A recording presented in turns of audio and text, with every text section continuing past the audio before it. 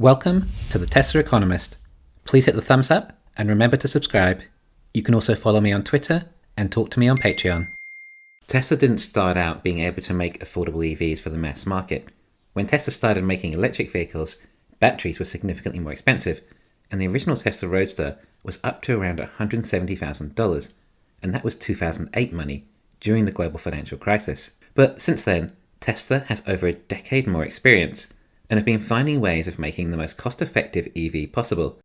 Whilst battery costs have been coming down significantly already since then, and battery energy density has also improved, along with many other technologies, Tesla has been building its vertical integration, improving their manufacturing efficiencies, removing as many stages to manufacture a car as possible, or removing actual parts of a car like the radar, collecting the most talented staff, securing all the best supply chains, along with various other first-mover advantages, and of course, Tesla's created their own batteries.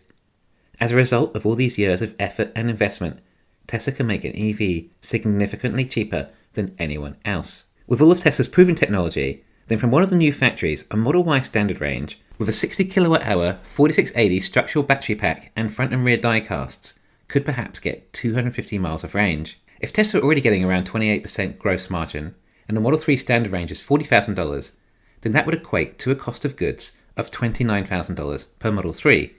Now imagine how much better the margin would be on the Model Y standard range at Texas or Berlin. We know they're already making Model Ys cheaper than Model 3s, but imagine when they use front and rear die casts, structural battery packs, 4680 batteries, and all the other extras we might see in these new factories, like the paint shops. Anyway, with all those cost savings, particularly the batteries, surely 4680 batteries alone could contribute to a cost saving of $5,000, along with front and rear die casts. Remember, we're comparing the cost of a Model 3, a model utilising very little of the new manufacturing techniques, but the cost of Model Y standard range could end up getting close to the low 20,000s. That's right, a standard range Model Y might end up with a cost of goods sold per unit of around $23,000, yet they'll still be sold for mid $40,000, or mid 50s if you include FSD, which is over a 50% margin on a car. And these numbers are with the nickel-based 4680 batteries. Perhaps we can take another 10% off the cost of the car if it was using LFP batteries. The Model Y could perhaps eventually cost about $20,000 to manufacture. The Model 2 would definitely be using LFP batteries, so the cost of a Model 2 should be under $15,000 surely, and Tesla can sell them for $25,000.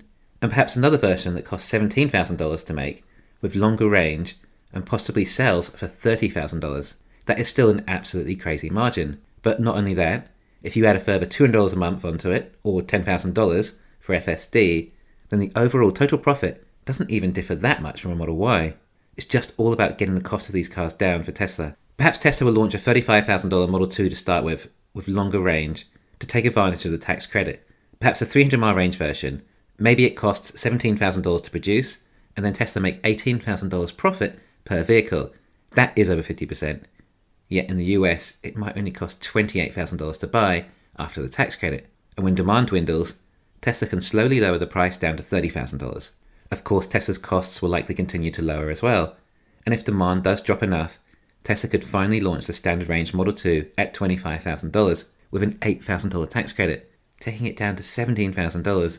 Oh, and this tax credit lasts for 10 years. Although the compact Tesla car is synonymous with the $25,000 price tag, well, the $25,000 version may not be released until later, after the car is launched. But the thing is, it's actually more than 50% gross margin, at least at some stage when we finally have level 5 autonomy sorted.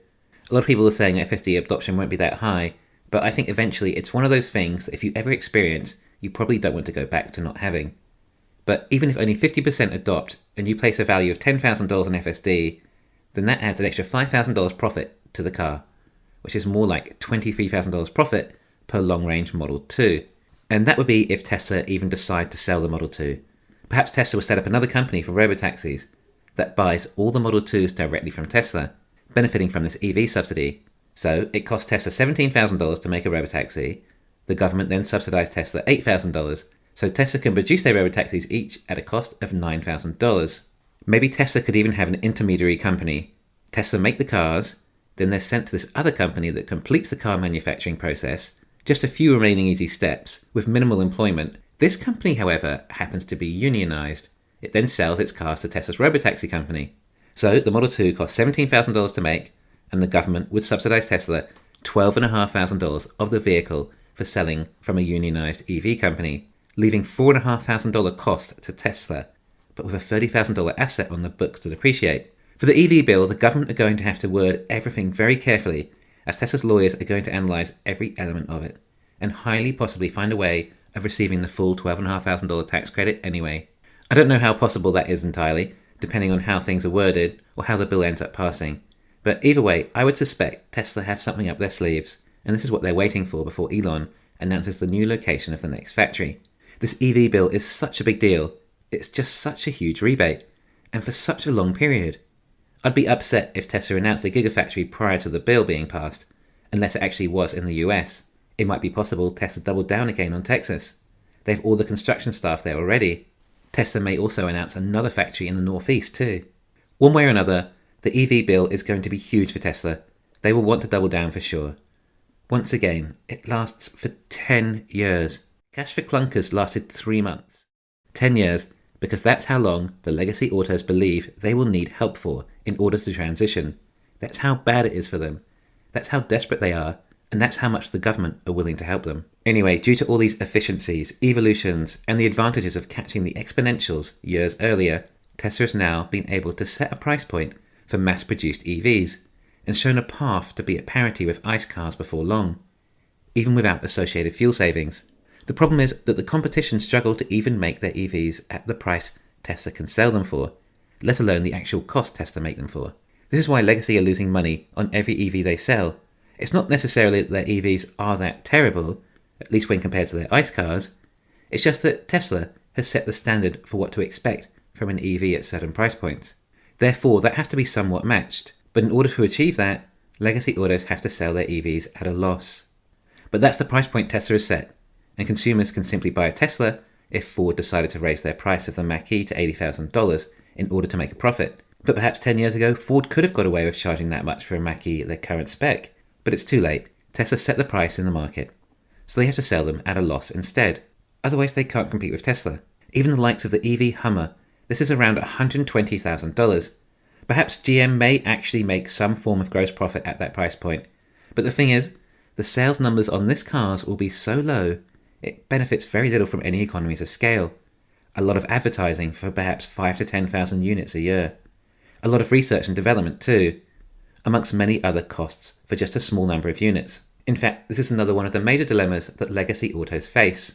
Do they raise prices enough to make a profit? Oh, but then lose all economies of scale due to a lower quantity of units sold, as it would take a lot of advertising, R&D, etc. So many dilemmas they face. This really is tough for them. Legacy autos just don't have much room to work with when it comes to costs. Tesla have all the room to work with. If anything costs anything, then find a way to remove that cost, like gasoline. That's an expensive running cost of a vehicle, so Tesla remove it.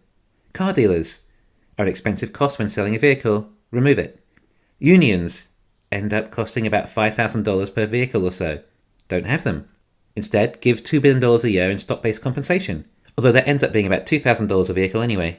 And we're not stopping there, of course, either. Insurance will soon be another reduced cost.